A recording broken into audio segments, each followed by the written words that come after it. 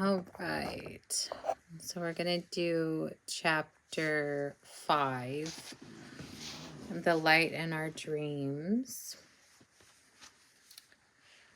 All the things one has forgotten scream for help in dreams, by Elias Canetti. Have you ever wondered how we see in our dreams when our eyes are closed and there is no light? Or how we can hear, smell, taste, or even touch things? During the night, our dreams contain incredibly vivid images, thoughts, sounds, voices, and subjective sensations that feel so real that upon waking, we often think that we have actually experienced them. So, what is the difference between how we see during the day and how we see in our dreams? In his book, Catching the Light, the Entwined History of Light and Mind, noted physicist Arthur Zajonc, Zajonc, details an experiment he conducted called Project Eureka, in which one views a region of space filled with light.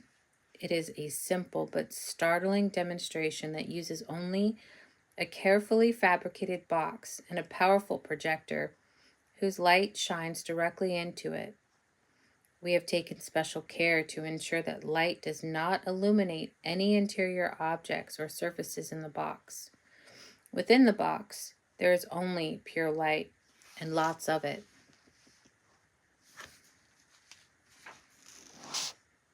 The question is, what does one see? How does light look when left entirely to itself? What would we expect to see upon looking into this contraption? Some evidence of light, of course, but what Zajonc actually saw was absolute darkness. I see nothing but the blackness of empty space. His experiment clearly demonstrates that light is the invisible potential that magically makes all things visible.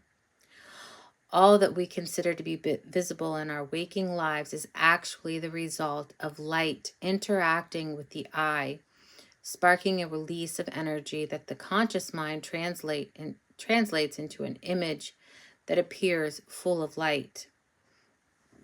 But the illumination we think is light is only a mental impression, not light itself.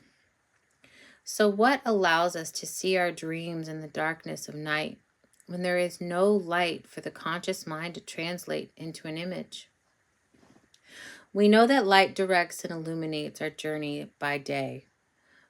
But to answer the question above, we must first examine the link between light and consciousness.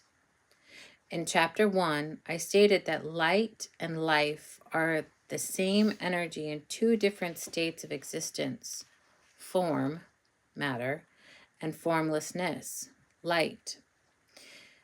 In its formed state, light composes all the matter in the universe.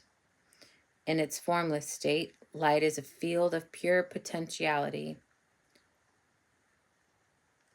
Paramahansa Yogananda,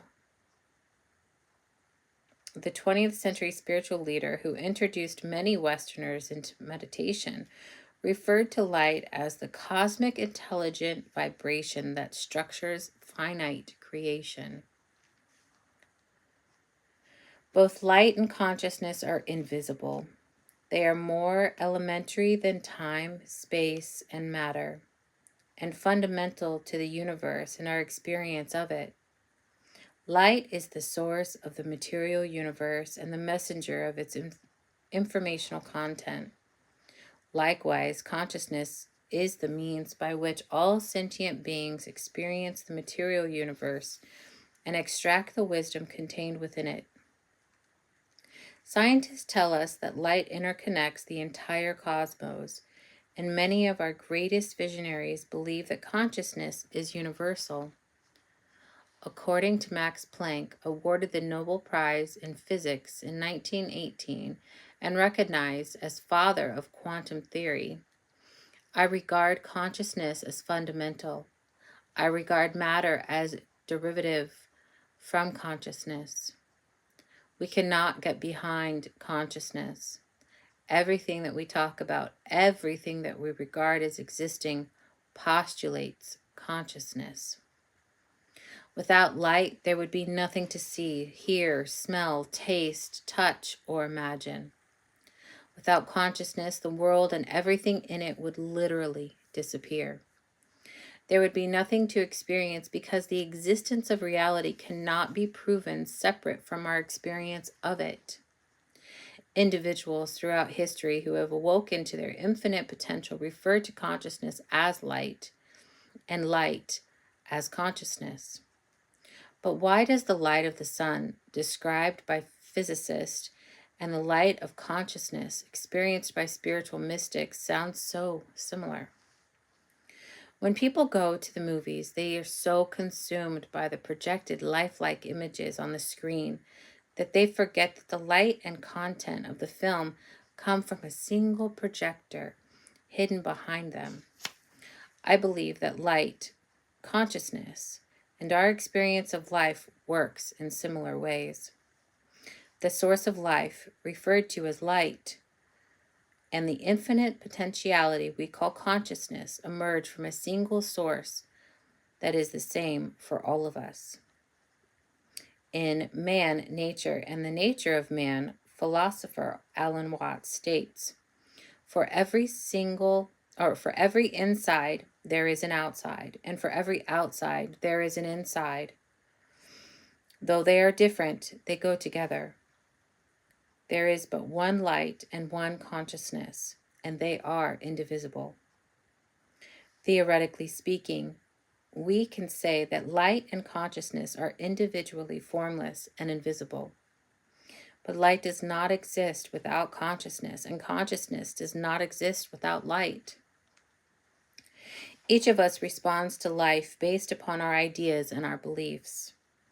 And because we are so consumed by the personalized illusion on the screen we call life, we forget that we all originate from the same light and the same consciousness. Although we perceive life as a series of experiences that are visible, we are only seeing part of the picture. Life is continually alternating on and off from visibility and invisibility at the speed of light. This phenomenon is similar to watching a movie and experiencing it as being on all the time, even though it's just a series of separate pictures moving at high speed. The visible phase contains the content of our life as perceived by our senses. The invisible phase is the contentless field of potentiality called consciousness.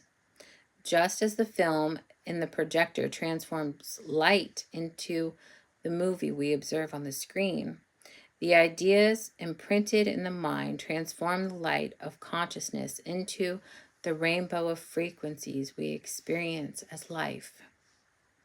According to mind-body healing expert Deepak Chopra, consciousness is the ground of being that conceives, constructs, governs, and becomes everything that we call physical. And popular astronomer Carl Sagan said, "The cosmos is within us. We are a way for the universe to know itself." It is possible that our body and our mind are actually twins that emerged from the same womb of creation. Light. The interaction of light with the retina of the eye initiates a series of events that stimulates the visual cortex. How that light is transformed into the color-filled world we see is a mystery, inseparable from consciousness. Whether we are speaking about seeing during the day or seeing in our dreams, both require light and consciousness. The only difference may be what aspect of consciousness is involved. Seeing during the day involves the light of the sun primarily interacting with the consciousness or the conscious mind or the content-filled aspect of consciousness, creating the world of form, ideas, and language in which we live.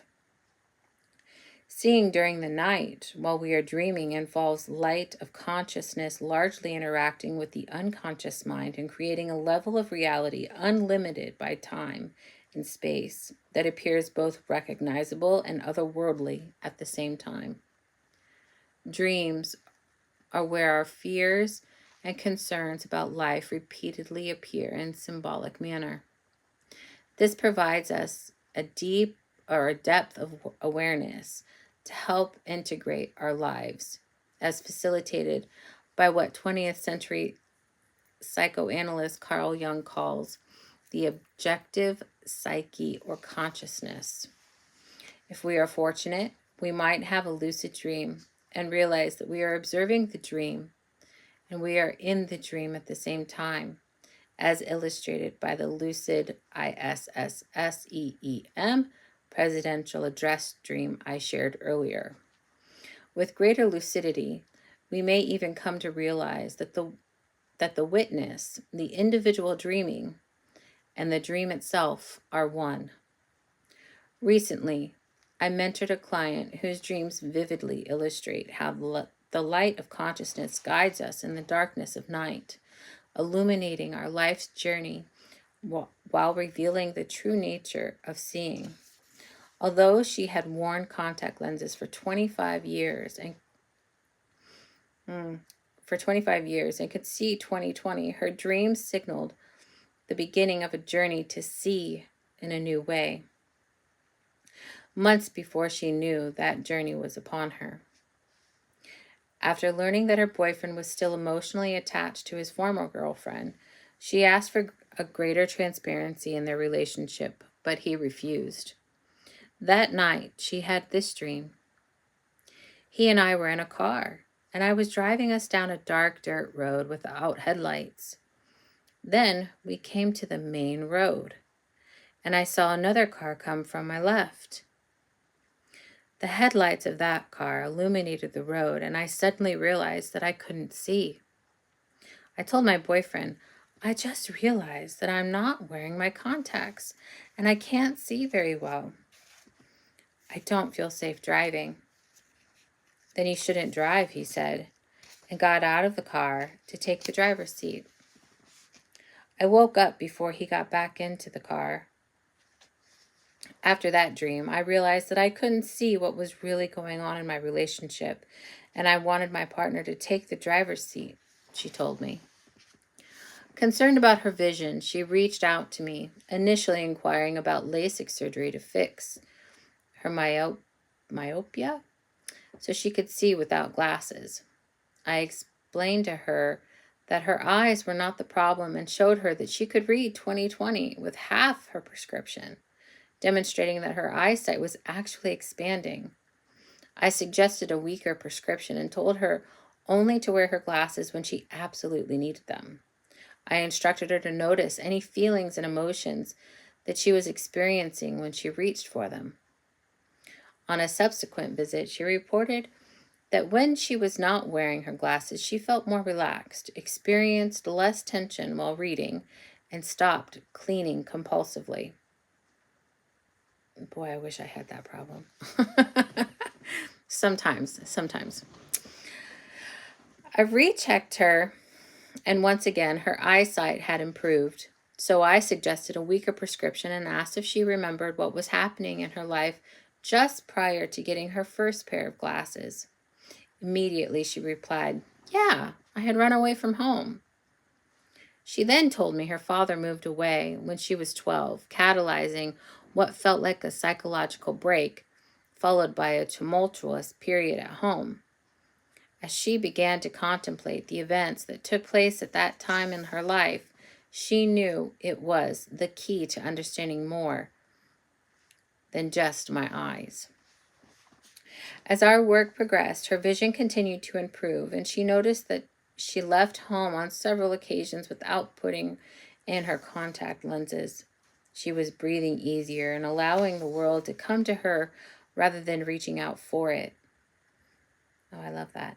She then realized that her discomfort for not being able to see was a reflection of her uneasiness with feeling vulnerable and being seen in that vulnerability. That revelation led to a dream filled with light of an etheric nature, embodying a purity that she described as uplifting, representing, in her own words, a soul quality of seeing. Shortly after that dream, her vision once again improved. Toward the end of our work together, she had another very powerful dream. I was driving my car, consciously speeding to reach a group of friends. I heard the car screeching and suddenly realized I was out of control. The car careened through a busy parking lot and went over the side of a cliff. Then it paused in the air as I tried to get out of the seatbelt. Suddenly, the car and I were back in the parking lot, safe and parked. A woman I know was in the passenger side door looking at me intensely. I asked her what had happened, and she said that everyone watched the car go over, but it was as if the earth extended to hold me and I was able to drive back onto the lot. When she asked how I did it, I knew it was a miracle and said, "I only know that I feel very connected and cared for." When I awoke, she explained, it was the first time I remember believing so strongly that a dream was real. And, dream or not, it felt like the perfect measure of what was becoming possible. As consciousness expands, the human vehicle is capable of much more. We see things differently, and reality shifts accordingly.